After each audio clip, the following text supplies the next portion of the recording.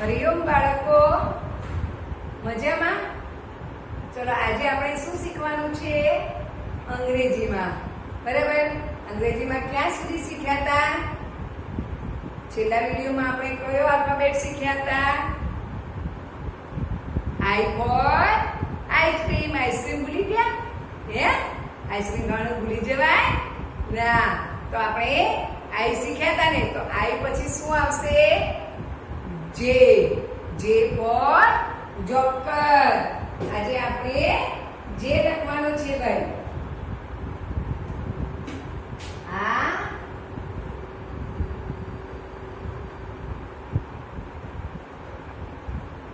Joker દોરીશું ને, બરાબર? એની ટોપી નહીં એટલું.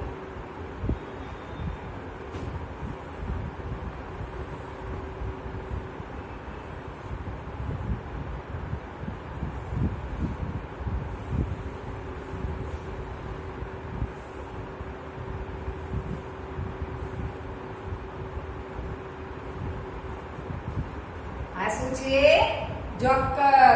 તમે સર્કસમાં જોકર જોયો છે? હે? તો આપણે જોકર યાદ રાખવાનો એટલે જે. બરાબર? તો જે કેવો હોય?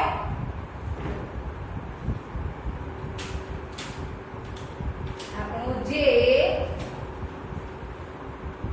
આ છે જે. જુઓ, એ આમ કરીને ને આમ કરવાનું છે. જોકર છે ને ભાઈ, જુઓ વચમાં શું છે? જોકર. જો હું તમને અહીંયા બધા જ આલ્ફાબેટ બતાવીશ. અહીંયા આપણે બધા લગાવી દઈશું. બરાબર?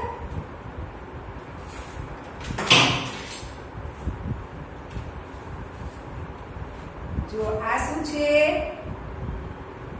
એ, પછી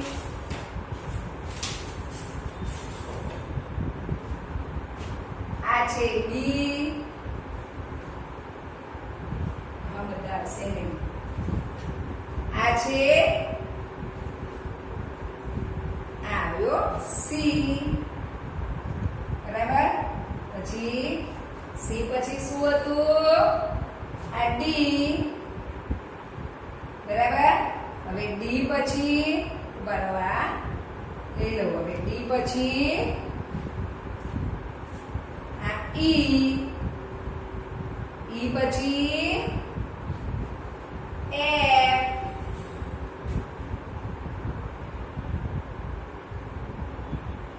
અને એફ પછી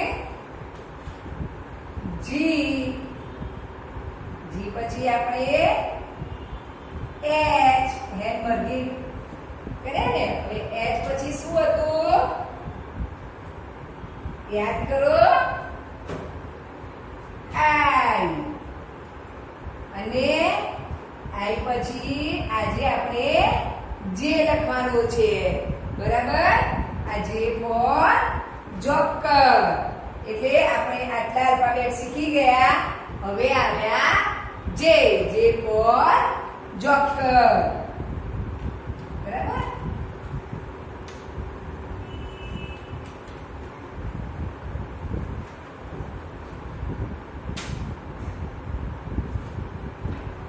હવે અહીંયા જુઓ, એ છે નહીં એટલે આ બી, આ સી, આ ડી, આ ઈ. અહીંયા બધા જ એકમાં આવી જશે. આ એફ, જી, પછી એચ, આઈ અને આજે આ જે. હવે શું છે જુઓ.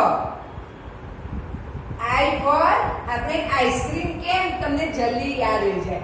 આઈ ફોર આપણે ઇમ્પોર્ટ કીધું હતું. અને આઈ ફોર આયન એટલે ઇસ્ત્રી પણ થાય. એટલે અહીંયા તમને ઇસ્ત્રીનું ચિત્ર બતાવ્યું છે. પછી જે ફોર આપણે જોકર કહીએ છીએ એમ જે ફોર જીપ પણ થાય. અહીંયા તમને જીપનું ચિત્ર બતાવ્યું છે. પછી જે ફોર જગ. આપણે જગ દોરીએ છીએ ને પેલામાં છે ચાર્ટમાં તમે જુઓ છો તો જે પર જગ પર થાય એટલે જે પર જીભ, જે પર જોકર, જે પર જગ. એવી રીતે આઈ પર આઈસ્ક્રીમ, આઈ પર ઇન્કપોટ, આઈ પર આયર્ન એટલે ઇસ્ત્રી. બરાબર. તો આપણે આટલા આલ્ફાબેટ અને એમાં ચિત્રો પણ બધામાં અલગ અલગ જોવા મળે છે. કોઈમાં ડી ફોર ડોગ તો કોઈમાં ડી ફોર ડોલ એટલે ઢીંગલી હોય, ડી ફોર શું કીધું તું ડોંકી એટલે ગધેડો હોય, આ D for dog, ma'am D for duck એટલે બતક પણ દોરે છે. બરાબર. એટલે આ યાદ રાખજો. તો આજે આપણે લખવાનો જે પર જોકર એટલે નોટમાં લખવાનો છે. તો બધા નોટ કાઢી દેજો એટલે આપણે પછી લખાય. બરાબર. ચલો ત્યાં સુધી બધા નોટ કાઢી તૈયાર કરી દો.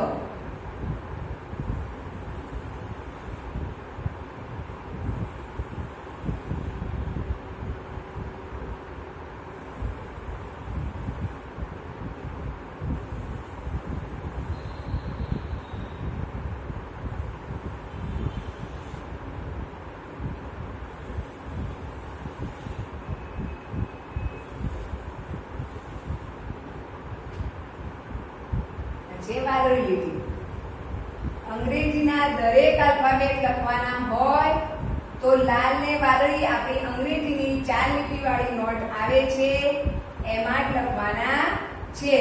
જો તમે સીધી લીટીમાં લખો તો જો આપણે લાલથી વાદળી લીટીમાં લખીએ છીએ એ રીતે લખાય નહીં, કારણ કે આમાં અંગ્રેજીમાં લાલથી વાદળી લીટી લખવી પડે. વાદળી લાલ હોય પછી આની એબીસીડી આવશે ને આપણે ત્યારે.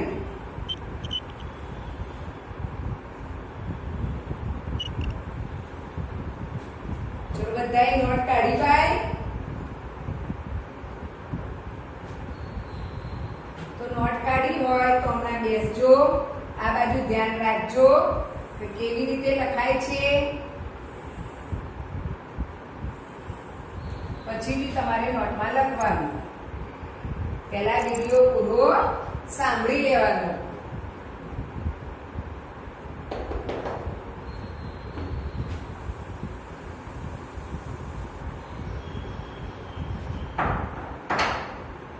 હવે આપણે તમે પેલામાં જોયું તો તમને આમ જ છે. બરાબર. એક ઊભી લીટી કરવાની છે અને નીચેથી વાળી દેવાનું છે. પણ આપણે શું કરવાનું છે? ઉપર આડી લીટી પર કરવાની. બરાબર. જો એક લાલ લીટી ઉપર આડી લીટી કરવાની, પછી વાદળી લીટી સુધી આ ઊભી લીટી કરવાની અને પછી સહેજ વાળી દેવાનું. બરાબર. એટલે શું થઈ જાય? જે. તમે કાલે આપણે આઈ માં એક ઉપર આડી લીટી, પછી ઊભી લીટી અને નીચે આડી લીટી કરી હતી એ અહીંયા આડી લીટી નથી કરવાની અને આમ વાળી દેવાનું છે એટલે થઈ જાય જે. બરાબર ને? તો ચલો અહીંયા આપણે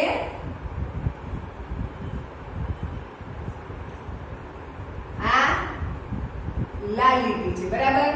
ત્યાં આપણે આડી લીટી કરી, પછી આ વાદળી લીટી સુધી અહીંયા આટલે સુધી આવી અને અહીંથી આમ ગોળ વળાંક લેવાનો, પણ વાદળી લીટીને અડાડવાનું છે. વાદળી લીટીને અડ્યા વગર આમ વાળવાનું નહીં. જુઓ, એક લાલ લીટી પર આડી લીટી કરો, વચ્ચેથી ઊભી લીટી કરી વાદળી લીટી સુધી લાવી અને પછી અહીંયા વાળીને અહીંયા ઉપર લઈ જવાનું છે. પણ જ્યારે તમે અહીંયા વળાંક લો છો આમ અડધું ગોળ, ત્યારે વાદળી લીટીને અડાડીને લેવાનું છે. જ્યારે આપણે સી લખતા હતા આમ કરીને અહીંયા પણ અડાડતા હતા અને નીચે પણ અહીંયા વાદળી લીટીને અડાડતા હતા ને, એવી રીતે જેમાં પણ અહીંયા વાદળી લીટીને અડેલું હોવું જોઈએ. જુઓ, અહીંયા ઊભી આડી લીટી કરીશું, પછી ઊભી લીટી વાળી લીટી સુધી, અને અહીંયા સેટ ગોળ. દાદાની લાકડી બનાવી દેવાની છે. શું કરવાનું છે? દાદાની લાકડી. આમ હોય ને દાદાની લાકડી, હે? તો બસ અહીંયા આડી લીટી, પછી ઊભી, એ આમ. બરાબર? ચલો આડી લીટી, ઊભી લીટી કરી અહીંયા દાદાની લાકડી બનાવી દો. થઈ ગયા ભાઈ બધા એક સરખા. પછી અહીંયા બધા એક સરખા વાળવાના. પછી એવું નહીં થાય કે અહીંયા કોઈ અહીંયા વાળી લીટી નડાડી દો, કોઈ નાનું કરી દો. એ રીતે નહીં, બધા સરખા જ વાળવાના છે. અને પછી એક લીટી છોડી દેજો લાલ, અને બીજી લાલ લીટીથી આપણે બીજી લાઈન શરૂ કરીશું.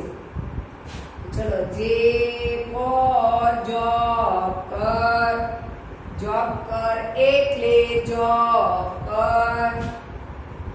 જે ફોર જોકર, જોકર એટલે જોકર. જે ફોર જોકર, જોકર એટલે જોકર. જે ફોર જોકર, જોકર એટલે જોકર. જે ફોર જોકર, જોકર એટલે જોકર. જો આપણી બીજી લીટી પૂરી થઈ. અહીંયા તમે પહેલો લખ્યો હોય, બીજો, ત્રીજો બધા જ એક જ લાઈનમાં આવવા જોઈએ. હવે પાછી આપણે આ લીટી છોડીશું અને બીજી લાલ લીટીથી શરૂ કરીશું ત્રીજી લાઈન. તો જે ફોર જગ, જગ એટલે જગ. જે ફોર જગ, જગ એટલે જગ. જે ફોર જગ, જગ એટલે જગ. જે ફોર જગ, જગ એટલે જગ. જે ફોર જગ, જગ એટલે જગ. આમ ધીમે ધીમે લખવાનું. જો તમે ફટાફટ આમ કરો તો સરખો વળાંક આવે, લીટી સીધી આવે, અને આપણે આમ કરીને આમ ધીમે ધીમે લાવીએ અને આમ વાળીએ તો કેવો સરસ થાય. થાય ને? હવે જે ફોર જીપ, જીપ એટલે જીપ. જે ફોર જીપ, જીપ એટલે જીપ. જે ફોર જીપ, જીપ એટલે જીપ. જીપમાં બેઠા છો હે? તો જે ફોર જીપ, જીપ એટલે જીપ.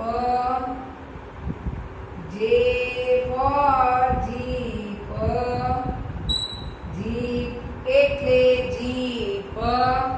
બરાબર? તમે આમાં જોયો આલ્ફાબેટ, તો એમાં પણ ઉપર આડી લીટી કરેલી નથી. ફક્ત આમ જ છે સીધી લીટી, અને આમ કરી દેવાનું છે. પણ આપણે સેજ આડી લીટી કરી જ દેવાની, એટલે સરસ લાગી. આમાં પણ એવું છે, પણ આપણે આડી લીટી ઉપર કરીને જ કરવાનું છે, એટલે સરસ લખાય. બરાબર? ખ્યાલ આવી ગયો ને? તો ચલો,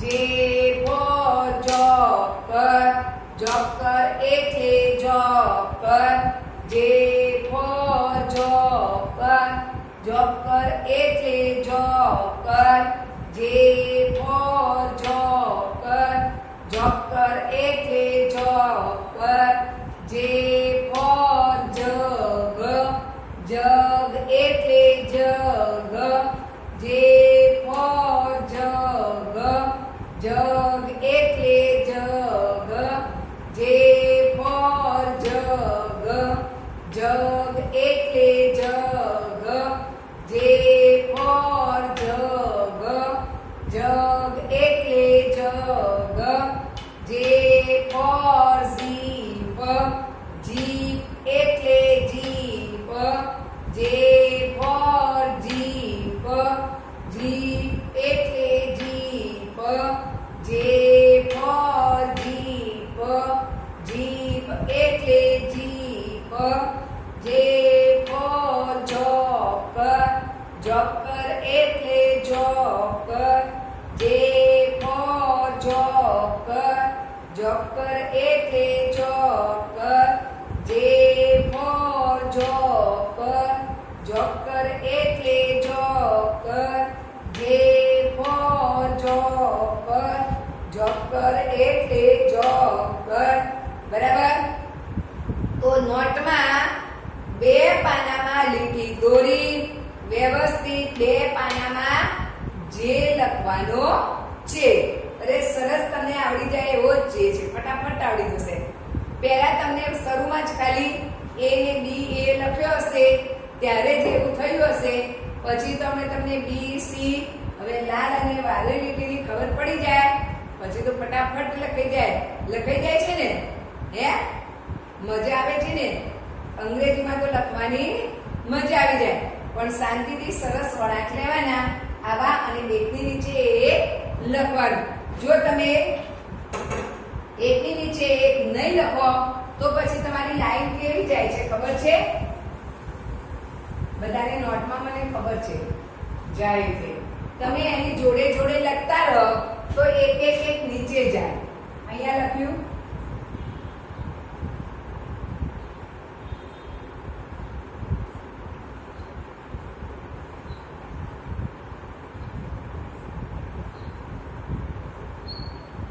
હવે આ લીટી સીધી છે, સીધી લીટી ક્યાં આવે આની?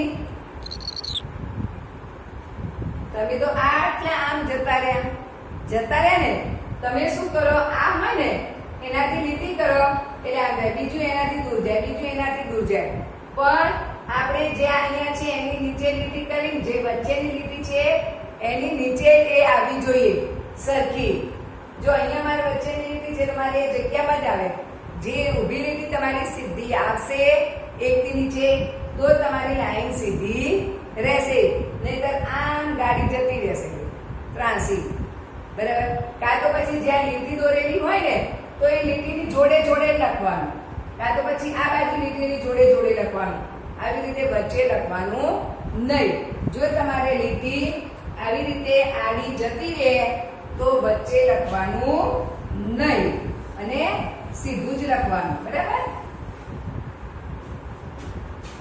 હવે જુઓ, જે લખતા આવડી ગયો તો હવે તમારે એક હિન્દીમાં બાળગીત ગાવું છે ભાઈ. બિલાડી અને ઉંદર શું કરતા હતા ખબર છે તમને?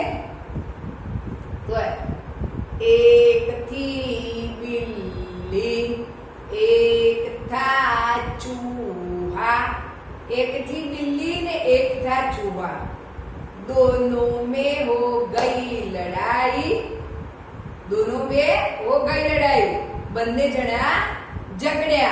પછી બિલ્લી રોઈ, ચૂહા રોયા.